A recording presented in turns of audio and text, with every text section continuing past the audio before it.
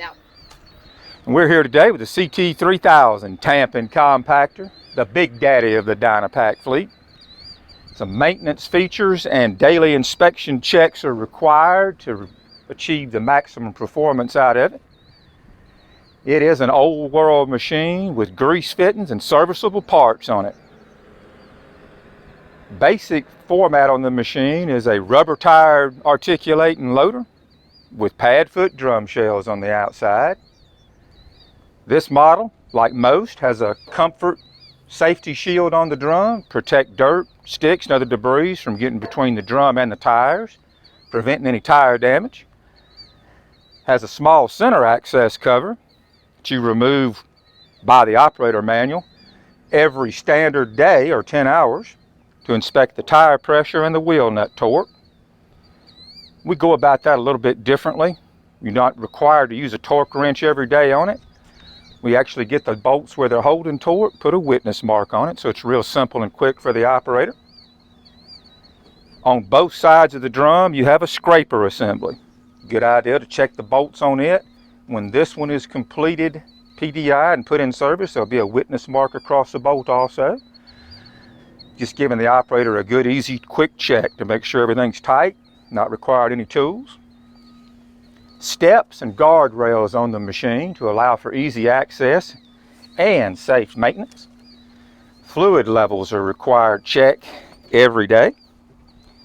This side of the engine compartment with a key made just for that apparatus.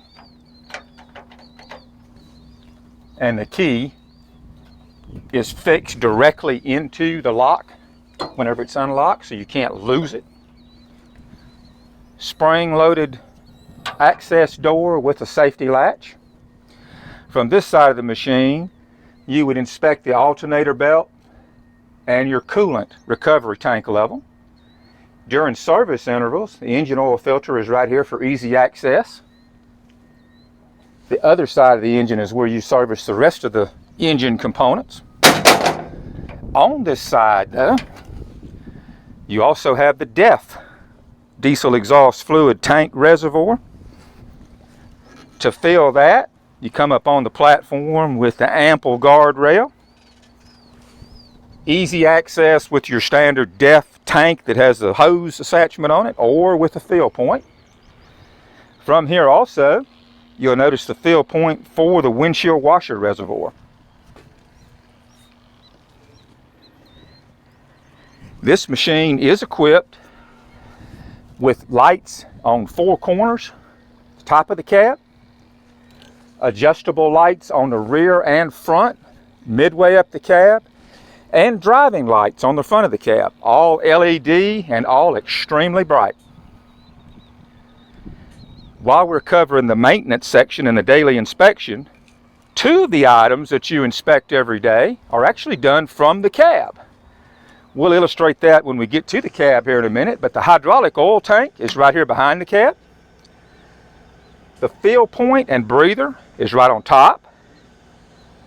The level is a sight glass on the front that you look through the cab glass and see. On the front of the machine, directly in front of the front windshield, is your secondary fuel filter with the water separator below it.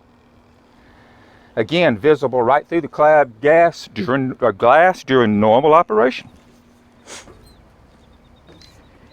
We work our way back down off the machine. And just a point of reference, every hinge that's on the machine has a grease fitting on it for long service.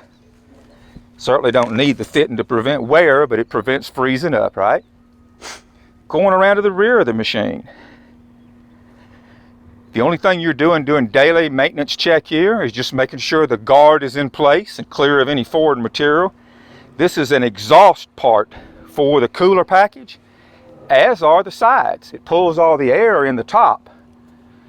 It comes from the inside out to give you optimum cooling without the possibility of getting restriction in the radiator from dirt and other foreign debris. Here, below the cooler package, we have 4 pressure check points. These are used during your 250-hour service intervals just to check the fan system out to make sure it's performing correctly. Climb the cab from this side. The guard on the muffler to keep you from burning your hand. However, You want to make sure you don't grab the exact pipe if you've been operating the machine. So once we're up on that part of it, we'll open this engine access door also.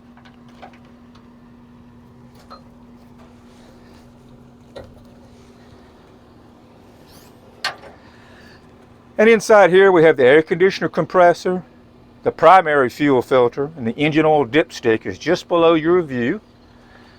Air filter cover is right here, everything easily accessible, and you can view the engine coolant recovery tank level from this side also.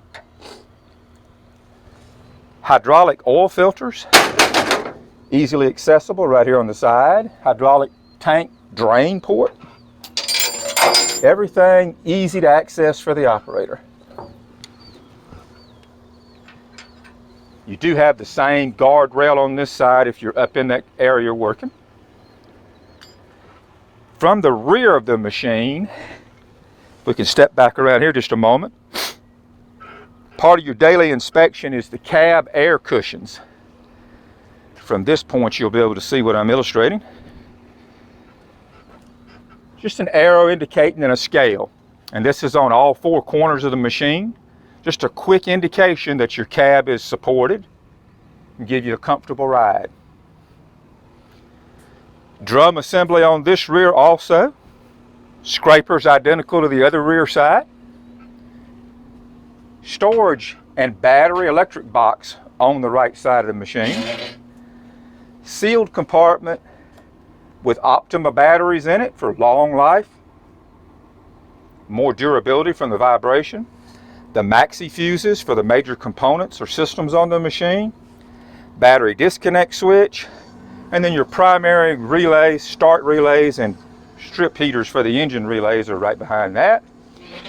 There is a transmission controller on this machine, and the ECU for that is located in the compartment behind the batteries in another sealed compartment. All the compartments are, of course, lockable. In the area of the articulation joint, daily maintenance for this is just a visual inspection, noting any leaks, looking for the retainer bolts that hold the pins in, top and bottom. During a 250-hour service, you would also use these pressure checkpoints for your brake system and your steering to make sure everything is operating correctly there. At the 1,000-hour service interval, you're changing the transmission oil filters also, which are located right there. From this side, I don't believe you can see it, but just inside, between other side of the filters, you can see the transmission oil sight glass. And we'll walk around there right before we get in the cab and note that. This particular device is the drain for the fuel tank, should you need to service it. Scraper bar assemblies on the front drum. Same situation. Same cover for easy access to look at your tire pressure and wheel lug bolts there. Daily maintenance does require lubrication on the blade if you're using the blade. If you're just using it in the tamping mode and you're not actuating the blade all day long, then those grease fittings go to the weekly schedule with the other lube fittings that are on the machine. But if you're using the blade every day, you want to lube the blade every day. 14 fittings on the blade. Anywhere there's a point of wear of movement, they have a grease fitting on it. You'll notice the skids that are under either side. Those are set loose right now where they float. You can lock them down to achieve a blade height or grade height off the ground, up to 6 inches of grade off the blade level from the ground. That just gives the operator an easy position without having to measure or mark. When we get to the cab, we'll lower the blade. There's actually 3 of these T-bar attachments. One mounted directly to the blade, one on the blade frame, and one on the machine frame. One on the machine frame you won't be able to see till we get inside, but it's actually painted red. They are there for alignment from the cab, so the operator can tell when the blade is completely down, level side to side, and not twisted in or out. Blades are reversible. You wear on one side, you can flip it over and use the other one. The corners are separate from the main. To achieve the wear on it, you have to turn it upside down and go to the other corner. Back around at this scraper assembly, drum. All 4 scrapers and drums are similar. And we have the fuel filling point. Ladder assembly is actually a step inside. And handrails. So the operator has easy access to that. And of course your primary fuel filter.